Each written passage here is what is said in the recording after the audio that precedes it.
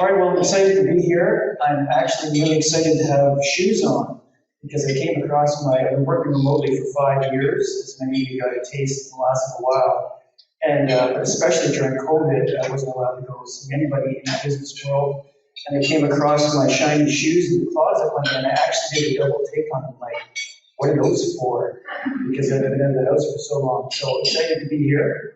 And you know what, I'm just going to get right into what we hope to give you here. Because, you know, you're better off looking at your soup and your salad, your food. Somebody's not going to do something worth listening to. So I'll tell you what we wanted to do. So just overview, we want to tell you what we're trying to accomplish, desired outcomes, disruption and its impact on marketers. I could talk for 20 minutes about all the great things that I heard and learned this morning that are highly, not only is it current and right now information from credible sources, it's actually stuff that we can all use. I'll talk about me in a second. The point is that we're going to look at disruption in terms of what it does to the people in this room. And meaning that people who are eager, and actually go back to my slide, the reason we call it role fortification is because we actually had job fortification there before we started, before this we got to here. And the reason is job fortification, geez, be careful with that word, is that with all this craziness that's going on, when you're the person that's responsible for communicating on behalf of the organization, stop, because you know all the stuff that can happen there. And they hold you responsible, if you're in a marketing capacity, for ultimately sales numbers and getting enough leads. Well, good grief. I mean, with all the stuff that's been going on in the last 5 years and right now, it's just like it's a really hard job to do. So we want to give you things that will help you do your job. We would dare say better. And whether you're trying to do a great job of your job because you are in this sort of communications and marketing role, or you're a leader of an organization who's responsible for the effectiveness of marketing and communications, even if you're not doing it yourself. This is about, okay, so how do we get this stuff in order so when the next meteor hits, that we're not scrambling and we know what we're doing and that we've got the best chance of making good decisions. That was a lot for a title page. Then under 3, assets and strength. Well, number 2 is very depressing. We're going to feel sad, bad, anxious for about 6 minutes, but then we'll get into that other people. Because when we talk about disruption, what's happening and what could happen, it's very depressing.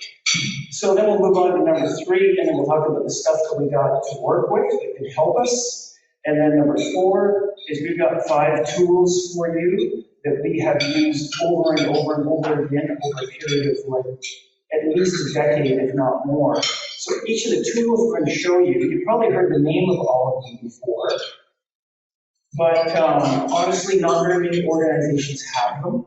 The reality is most organizations we deal with, I think, generously speaking, 95% of organizations don't have a marketing plan.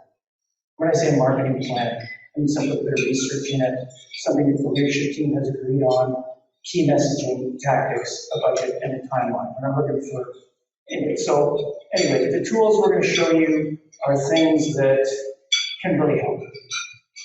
Okay, so what do we want? What do we hope to contribute? So actually, we wrote these first for us instead of for you, meaning that we said, what are our goals here today? So we want to, as opposed to, because you talk about this disruption and all these dynamic forces that are happening, it can be kind of paralyzing, this cheeseburger. We don't know what's coming next. So we're going to talk about the strength space. What do we got working for us, and what can we work with in order to move us forward, or to succeed in the communications and what you want to do. Share the tools. As I said, we've used these things and it helps people. And then we also made a goal with ourselves, for ourselves when we started this, which was we're not allowed to make anything new. We can only show or share stuff that we know because we've done it over and over and over again, so we have high confidence. So that was another rule. And really, as I say there, let's bring this whole topic now down into how it affects our goal. I mean, this is a professional development, learning experience, because you want tools and abilities and perspectives to do your jobs better and to lead your organizations better. So let's bring it down into that. And then also, as a nice bonus, which we'll start with, is who cares what I think or anybody I work with thinks. Let's find out what the people who are in this room and what they think about the topic of disruption and just how it lands in their life, what's it look like, how it affects it. So disruption risk is always present. Nature is unpredictable. Floods, droughts, pests, pandemics have a cascading effect at all levels of the supply chain. Can anybody put up a hand and agree with that? Is that the reality of anybody in here? We know it is, it's already said what it is. But I mean, my goodness, all the ways that a pandemic chokes out the supply chain, and even getting your labels delivered or your packaging delivered. Never mind one of the 10 different ingredients that you need is coming from some other place. So disruption is obviously technology, but it takes on forms. Unpredictability due to acts that are out of our control, whether it's a great example. People in the river and food and agriculture, they respect weather, but it's just, in some ways, you're in a sector that's better prepared for disruption, arguably, because you can constantly dealing with it all the way along. Interesting, you spoke specifically about how the supply chain, that was really interesting is on the slide, it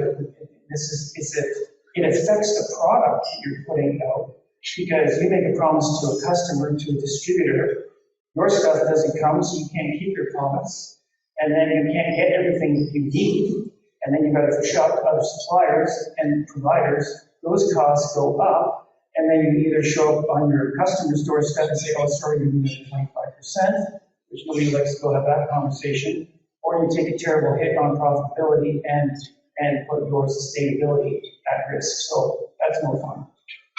Change is a constant, there's a cost. That was a really interesting quote. Again, this isn't us, this is somebody in the room. Change is constant and there's a cost to change. Change sounds exciting and novel, stimulating, but there's a cost to it. The risk of falling behind, risk opportunities, or falling behind the competition, I should say. Risk of trying to predict change and being wrong. So you're all predictors of what's going to happen in the next 1,000 days, and you're making investments and decisions based on that. So that's challenging. Misinformation, you hear a lot about that if you go to agriculture or food or combined conferences. It's always a deep, I'm not totally in it, so I can talk about it from the outside. There's always this frustration in the room, this tension about all these people, they just know lies, they know the stuff that's wrong, or they don't know what they're talking about. But unfortunately, they is like, whatever, 30 million people, so they is pretty big. But anyway, ongoing challenge, how do you get people to see a balanced view on things? Corey was saying, like, how do you provide, he's able to give that other view on GMOs in a one-on-one conversation. But the public is confused, they're worried, and upset, and they don't know who to trust. Alternate disruption with cleaner energy requirements. So this is an example of how cleaner energy requirements affected this person's organization. That's why they said that, obviously. But point being is that requirements can show up anytime. Government requirements for all kinds of legislation or changes in either the buyer's expectation of what they're looking for and expecting, or the government's or the regulators or the industry's expectation, which can throw things sideways. In marketing, it's high disruption, high challenge due to fragmentation of audiences. A couple of you mentioned that, and my goodness, like there's just thousands of platforms that you can potentially be getting people through. So being able to choose, I think choice sounds nice, but being able to prioritize and choose what you should be saying, where you should be saying it, and if you're saying it in literally 45 different places, should be saying it with 45 different messages, like it's just totally overwhelming. There's a good part to it. Oh, there's a good part. Is that one increasingly difficult to market food, rising prices from inflation, that is a good part. Environmental expectations, affecting producers. Oh, this was a nice one. Is the technology enabling social media platforms to become such legit communities in some way. There's so much information being shared that new food trends and new food expectations to a degree can be seen there. So that's something that somebody working out of a, I don't know, agricultural research office in Carmen 30 years ago couldn't be picking up the scent on the wind of what people might be looking for in the future, or what they're frustrated with, what they're afraid of. So technology, in this case, social media, allowing an understanding of what's going on out there in many ways to stay abreast of things better. So I'm not going to take responsibility for the negativity of that you all said that. So I mean, what we didn't want to do is come here today and talk about disruption and get everybody worked up. Good grief, everybody's already worked up enough. And we need to tell you, look out. So we all know that. So after looking through those and some other responses from you, we're able to categorize the type of disruptions that you are facing, dealing with, or worried about in the future. The sources that can come from different places. We'll make this is like ripping off the Band-Aid. We'll get through these minute and a half and go on. So we've got a pandemic choking into multiple supply chain points, shipping, labor production, constant pricing, quality, customer support, customer acquisition, and reputation. That's terrible. That's like just so many levels of difficulty when you're trying to be a communicator or a marketer, and fixing all levels. There's all kinds of product implications and all kinds of implications in terms of getting in front of it. Geopolitical, big word, I'd barely be able to use it in my life, but here it was appropriate. Meaning what's going on in the rest of the world that is affecting what we do here. So availability of crops not coming off, of food coming out of Ukraine at the same volume that it would have been. Or the China canola block a few years back. My goodness, that had nothing to do with canola. It was purely politically driven. But as we've seen, this world is becoming so interconnected that something happened over here happens over here. And so, anyway, another source of uncertainty. Weather and climate events, you're all more than aware of that and how hard that can make things work. And by the way, we don't even have to put the word climate change in there so that anybody can disagree. This industry or this sector has always had enough nature problems and unpredictability that you don't even need to believe climate change is true or not. Technological leaps, well, you don't even need to read that out loud, because that's what most people think of when they think of disruption. And it'd be actually less stressful if we just talk about how technology can disrupt what it is that you're trying to do day in and day out. So you know how those things go in terms of technology. That's Uber, that's Netflix killing Blockbuster, that's Amazon doing in neighborhood bookstore. I didn't mean to say that badly, you understand. All right, so demographic and psychographic shifts. Millennials' purchases are way more values driven than they've ever seen. And so they put their money where their mouth is. And what we mean by that is this, they'll say at a dinner party or online, I care about this or I care about that. And then their spending is actually affected by what they care about. It should be, doesn't sound like that's a surprise, but often there's a disconnect as people get in a soapbox and talks about all kinds of topics that anything you can think of. But when it really comes down to where they spend their money, there can be a difference. But millennials are walking their talk, and as you saw from the slide earlier, the Gen Z, if the millennials are walking their talk, then the Gen Z's like starting to run their talk. So you got changes in what people want and need. So when people are defending a way they've done things in the past, and they say, oh, well, that's the way they've always done it.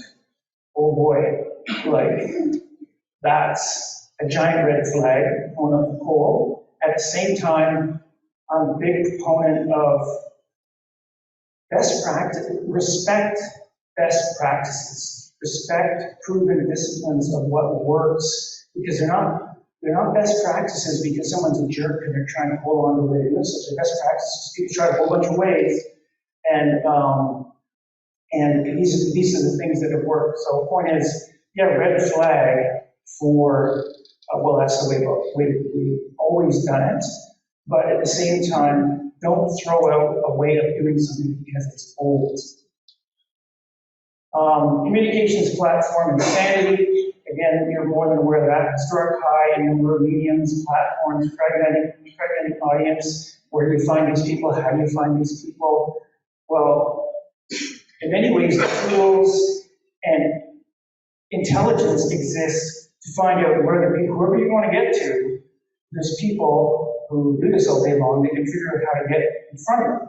However, those people that you're trying to get in front of have 10 times the delusion of information that they had 20 years ago. And 20 years ago was too much. So that's tough too.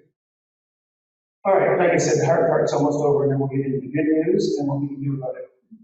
So this is something. So Edelman, highly respected firm that carries out global research, and they give a yearly trust barometer, excellent resource for you to use.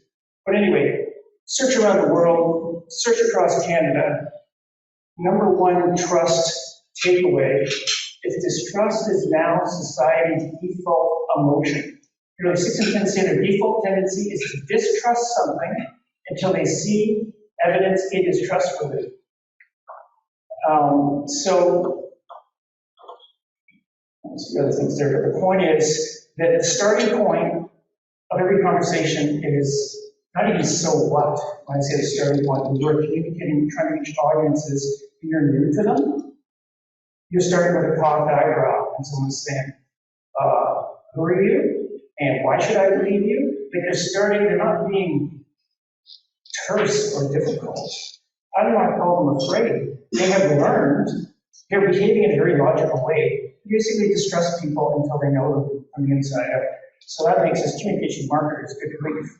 It's hard enough to get them to see us. It's hard enough to get them to have awareness, to listen to the benefits that we want to give them. And now we got to know that we're starting from a basis of distrust. Good times. All right. What we got next here? It's almost the last or second last bad slide. Also came out of Edelman Canadian research. So societal fears in Canada, and you heard Michael use the word anxiety in his talk about 3 times today. And when people are afraid, they won't make decisions. And so we've got all kinds of, they won't even commit to positions. So right now, anything to be afraid of? 3/4 of Canadians are afraid of losing their job. 2/3 of Canadians are afraid of climate change. Like that's really something. Hackers and cyber attackers, losing my freedom, experience prejudice. The point is that like you're dealing with, we just said a little bit earlier, they don't know who to trust, and they're wound up, to say the least. So it's a tough time to communicate. Doesn't mean it's possible. And just a few things, kind of mentioned these, but you provided some themes to what does something like a pandemic do, and don't restrict it too much to, certainly don't say COVID, but think about pandemic because we know that that has some potential of happening in the next 20 years, to be optimistic. And also, it's just really the fact that this pandemic matters because it chokes out the supply chain, you both felt the pain of that, and it chokes out labor supply, your ability to make stuff, get stuff, do stuff. So we talked about that, and my goodness, it affected pricing and whatever else. Then, because many of you are making products that you have promised to distributors or retailers or individual buyers, however it is that you sell to people, say, oh yeah, they'll be ready tomorrow, or they'll be ready in 3 months, maybe. So you're making promises with integrity, but the ability to fulfill those promises is a roll of the dice in the way that things have been. So that has made a communicator's job much more difficult because we are trying to protect our reputation. Yet there's all kinds of factors that make it difficult to keep our promises. Customer acquisition, well, that sounds like something pretty normal that people should be able to do. Whether you're an association that needs to get members, sponsors, or even if you're an NGO or a nonprofit raising money, well, you can't have a fundraising ball. You can't have Anyway, you can't get in front of stakeholders in order to develop relationships, hold on to people, and so on. Oh, this is the favorite. High voltage executive deployment. That's really nice language for saying that when you're the director of marketing or communications person or leader that's responsible for communications, everybody around you is freaking out because it's your job to fix it. Like, the public's upset about this, so we need some messaging to go out. It's ever, did it go out yet? Okay, it's 2 o'clock. Are they, is it fixed yet? Are they okay? Is it going all right? So there's all of this, you've got top level CEO attention on communications when there's these elements of disruption going on. My goodness, doing this job, and I've done it a couple of times. I've done it with the marketing director twice, once for a technology company, once for an environmental company, arguably twice for an environmental company.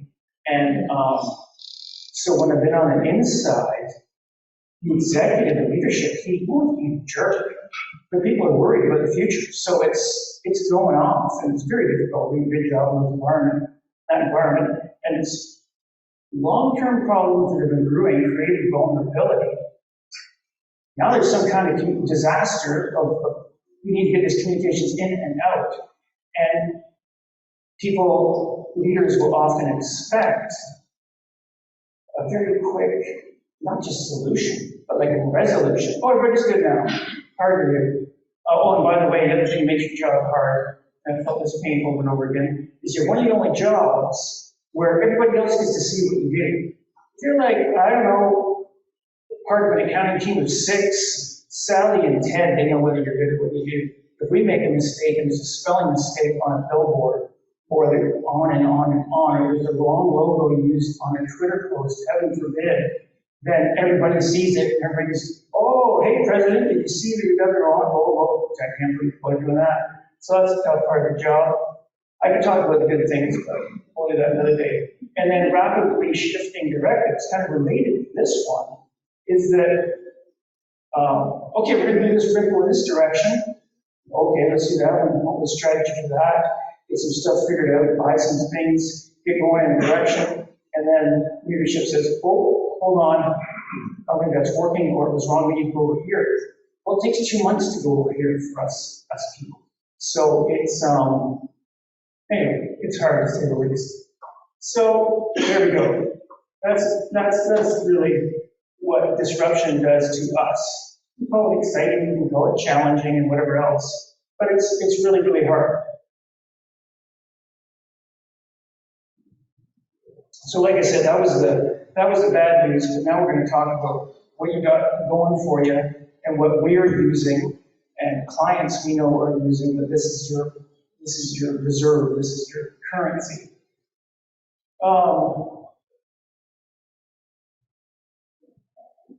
Say in 30 seconds, 1939, British government commissions Department of Government to create communications that will get the English to stay calm when bombs are hitting the ground in Germany.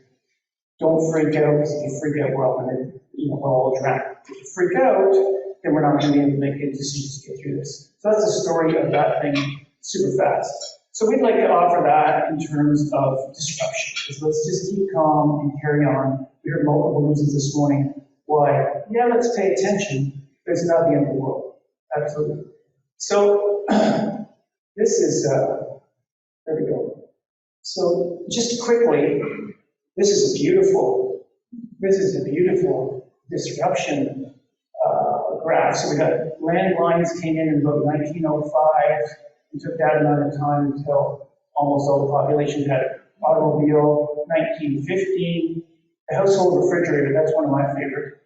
Not just because I like food, but because Manitoba has this fascinating history in the ice business. Or if you've seen the black and white photographs, people going out on the water with great big, looks like half a lumberjack saw, and then they would cut it up, put it in trucks, and bring it into the city, and put it in their ice boxes, right? Well, my goodness, when the jerk who created the refrigerator came along in about 1930, it only took that jerk's invention 20 years, and all those The guys that like to go out and cut ice were screwed. It was over. And it happened again and again and again and again and again and again. And guess what? We're all here. Those were our parents and our grandparents, or to some degree us, that lived through some of these disruptions. You know what? Some jobs go away, jobs are created elsewhere. It's like someone had to go work in the fridge plant, someone had to sell the fridges. So it's not as insane as it all sounds. The point is, human beings are good at this. Human beings have survived changes in the environment they're dealing in for a long time. So there's some things we can learn, but we'll be fine. Oh, and how about this over here? This was totally unexpected punchline here. This graph came from an Encyclopedia Britannica. So I don't know if that even means anything to half of you, but like that used to be our only source of knowledge besides what your dad told you or your mom told you. You had to do a research report at the library. Haven't been someone took a G when it was on growing or whatever.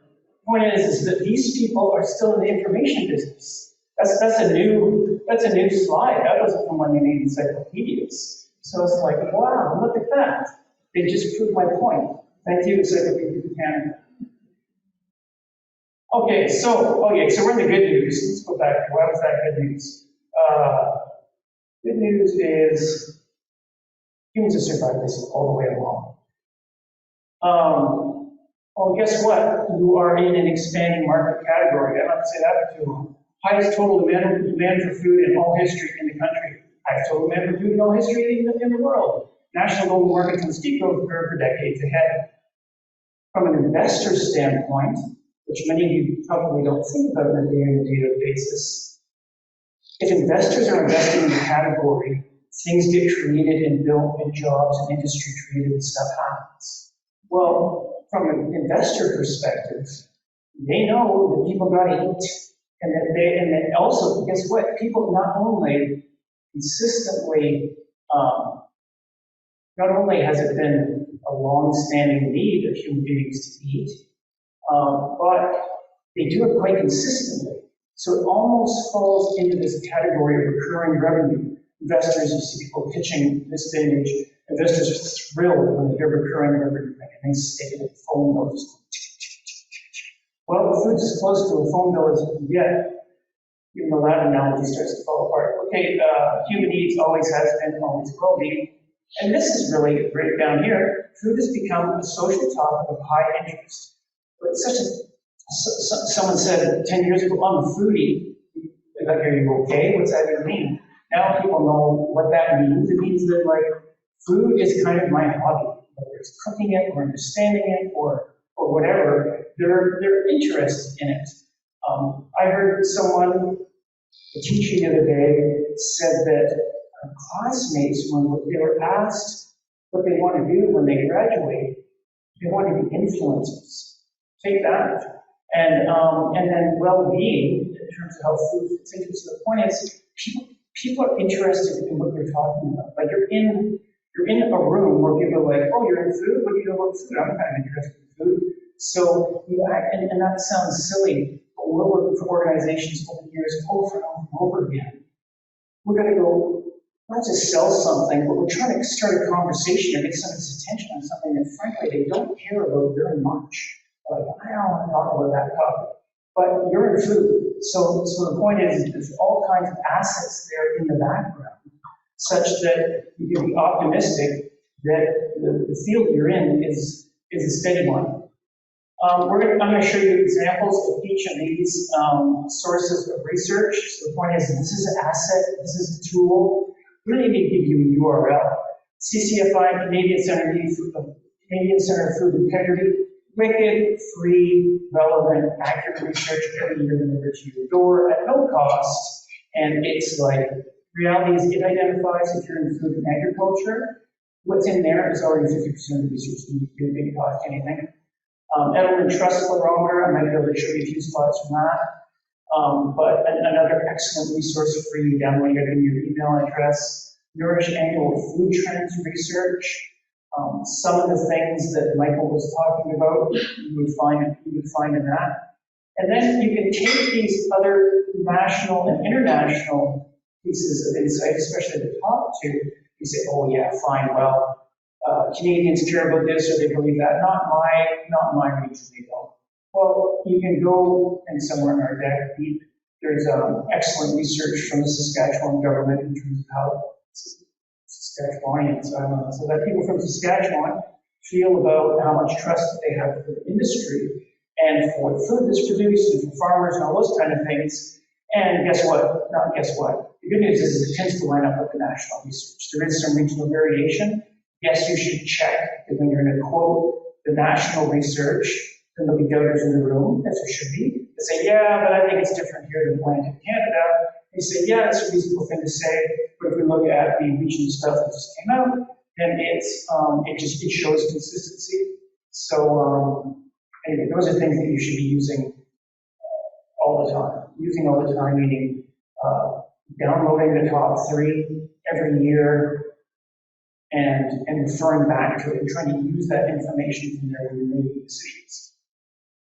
All right, Canadian Centre for Food Integrity, of which we are huge fans. Like I said, they do free, relevant research that our clients listen to that we have immediately available. So it's just fantastic. So you've heard this referenced a little bit already, and that, so what are the top 5 issues? What are Canadians worried about? That's what this is. What are Canadians worried about? What's keeping them awake at night? So literally, the top 5 things that are in Canadians' heads and hearts that are swirling around with anxiety are: number 1, rising cost of food. Ouch, that feels kind of bad, but don't feel bad, because they're paying attention to you. You're getting awareness, getting people to pay attention to your category or what you're selling. It's super expensive and super hard to convert a diet. Keeping healthy food affordable. This is something we learned years ago, is that, we as in our work that we do each day, is that it can be this apple. It was going to give you all kinds of phenomenal benefits in terms of health and overall well-being, and it costs $12. It doesn't matter what the benefits are. It's $12 an apple, and nobody's buying. So the point is, it's not just about healthy food, it's about healthy food that people can access. I don't know how many of you are familiar with Whole Foods, for instance. When you go to like a Whole Foods basket of groceries in a major center in Canada, I don't know, probably 40% more, or 40% more than if you came out of like a Safeway kind of thing. So anyway, the point is that, yeah, they care about healthy food, they care about healthy food that they can buy. Global warming, climate change, up above 50%, kind of astonishing, because you still feel, I'm scared to say, like, I realize now that I don't have to say global warming anymore. I never say that. I guess people yell at me. So, but I say climate change, and then people are pretty, like, okay, I think that's going on to some degree. But guess what? Over half of Canadians, it's at the top of their head heart. Energy really means money. Health really means money. So the people are focused on money. And so that doesn't mean you've got to increase costs so that you're in real trouble. It just means that this is where Canadians are at. And so you need to talk to them about that. Say, this is what we have done in order to make food. We recognize, as soon as you say, we recognize that the ability to afford healthy food that you can trust the source of is a primary concern for Canadians right now. And this is what we're doing. Good. Because another wonderful thing that we've learned along the way in doing this public trust social license type work over the years is that your customers don't expect you to fix things instantaneously. They know that global warming is not something you can just get up earlier for and bring in someone good to help you fix. Like they know that. So what your stakeholders really care about, we always say when there's hot issues going on, or there's a big crisis, concern, or disruption, they care about, number 1, are you paying attention to this? Are you aware of it? Are you paying attention? Are you paying attention to it? Are you investing in it? Are you doing something good? Don't tell me that you care. Actually, I'll back that up. First thing, tell me that you care, because you're a human being too, and tell me that you're paying attention to this thing that Canadians care about. that your customers care about.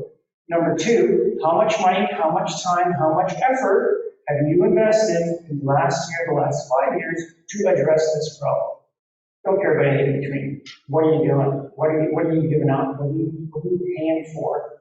And the last thing they care about is trajectory. Is it getting better? Oh, this particular industry is, I don't know, responsible for 50% of the pollution in the world. Surprisingly, if you go to that public 2 years later and say, hey, we knocked it from 50% down to 40%, they're like, good.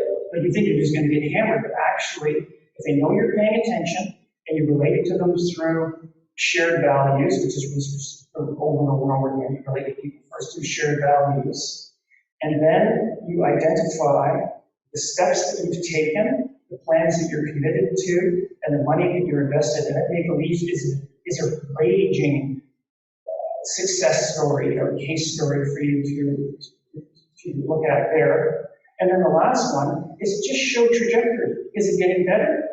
Okay, you're trying, you're paying attention, someone's on it. Now I'm going to take my kids to soccer. Now I'm going to try and go to the gym. Now I'm going to go see my mom in the hospital because she's sick. But they can't spend all their time working. You just want to know if someone's on it. So all these things, of course, have to be sincere. It can't be a show. Let me check my time here. I can't see the time. And yeah, so these things changed a bit over time, but really the main, yeah, you see cost of food jumped up a lot. But really these are the things, I just stated, that's what Canadians care about. That's the market that you're competing for. You're not in food and agriculture. You're in the Canadian mind and heart marketplace, super wicked competitive business. That's who else is in the room. So that's who you got to beat. Good news is, there's a way to talk bad news, but on the good news, we're going to talk about this. It's from the strength, so what can we use? What can we do about things? So overall, belief in this food system is moving in the right direction. And it says wrong direction at the bottom, don't know in the middle, right direction at the top. So 39% 2021 believe Canada's food system is moving in the right direction. And then if you take both unsure, because they don't know, the 19% are mad at you. You can't, like, that's gone. That's toxic, done, put your time and energy elsewhere. But the people, as Robert Hughes likes to use the language in the mushy middle, it's not used in a disparaging way, but they're just like, there's so many things to figure out, I can't tell what my opinion even is. But anyway, they're up for grabs, and then you've got people think it's from regular. So the bottom line is you basically have 8 out of 10 Canadians, or 80% of the population, is willing to give you a listen. Like, oh, you're in food, you're probably not here to rip me off, like to scam me on something. And this was interesting. So you've got to this scary and not scary, but just shows you the state of the person that you're trying to communicate with is they don't think they can trust anybody, basically.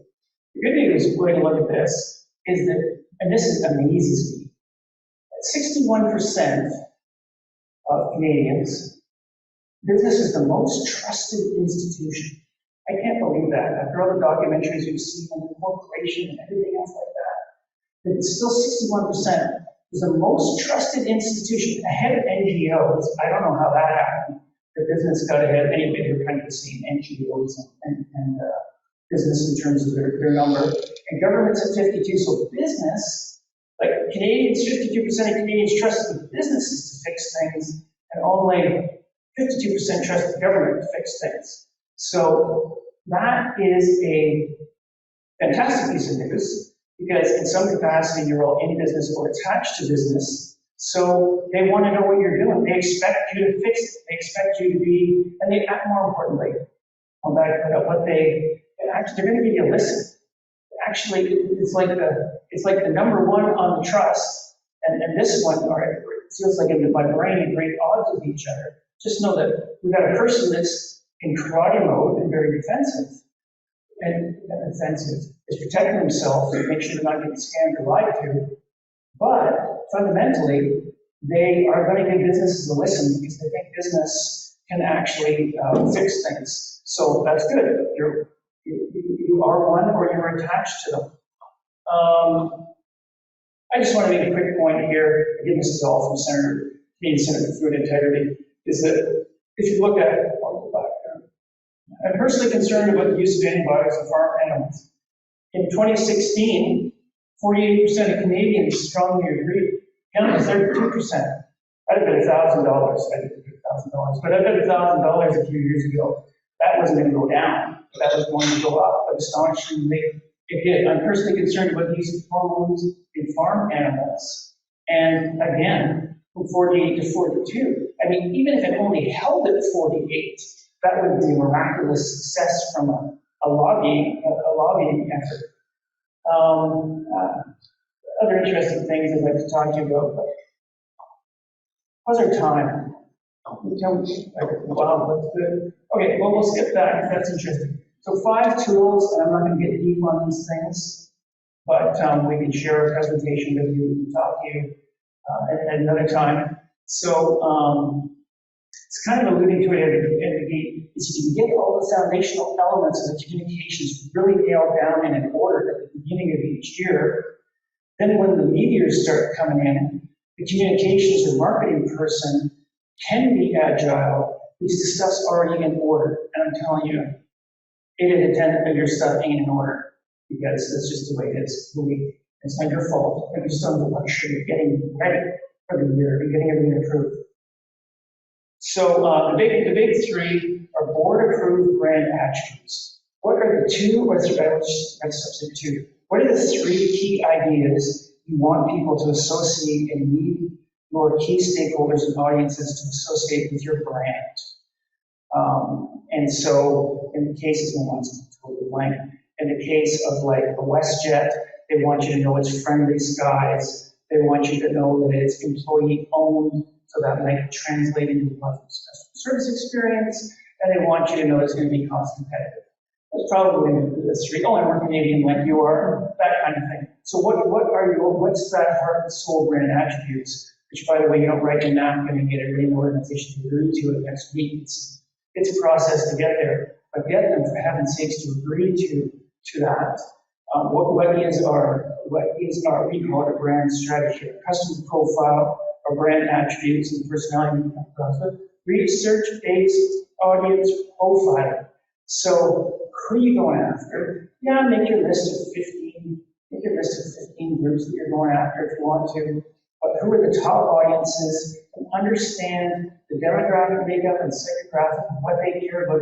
And research-based is the super tool, because when you get a bunch of leaders around the table who are generally smart, or they've gotten there, and they can debate and they can pull the integrity of assumptions and information apart,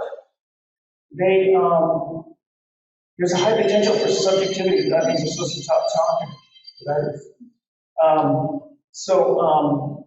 But when you bring research to the table that they trust, it actually brings facts to an environment that where there isn't usually agreement. So the research is your huge friend. Crisis communications plan, my goodness, that can be a binder, that can be 6 months of your life. But for heaven's sakes, have about 8 questions answered on one piece of paper, because nobody's got one, statistically speaking, across the country. I'll give you a quick review of that.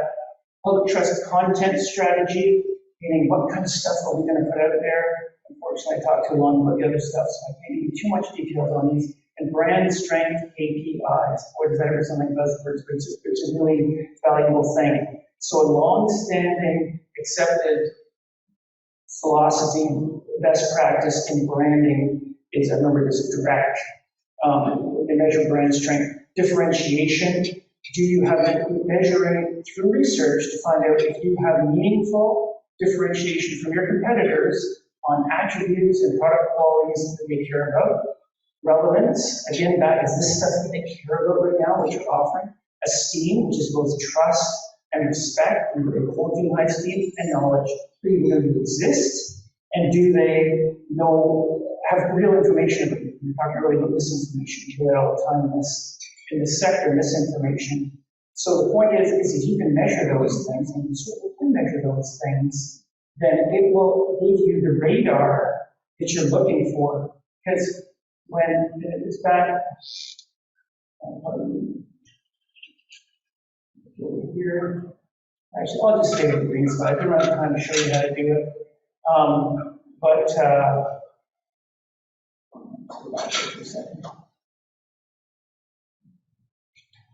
Research-based audience profile. One of the things that's in there is nobody spends any money unless that purchase, unless putting that cash in your direction is going to fill a combination of some functional needs and some psychological needs. Buy a car because you've got to get to work. Buy a certain type of car because you want to stay safe. Buy a certain type of car because you want to have good gas mileage. Functional needs filled. And they're going to go to the marketplace and get someone to fulfill their functional needs, but they also want their psychological and emotional needs fulfilled. I want to feel like I'm successful, so I go get a Lexus. I want to feel safe, so I go get a Volvo. The point I want to make in that, and then I will stop talking, is that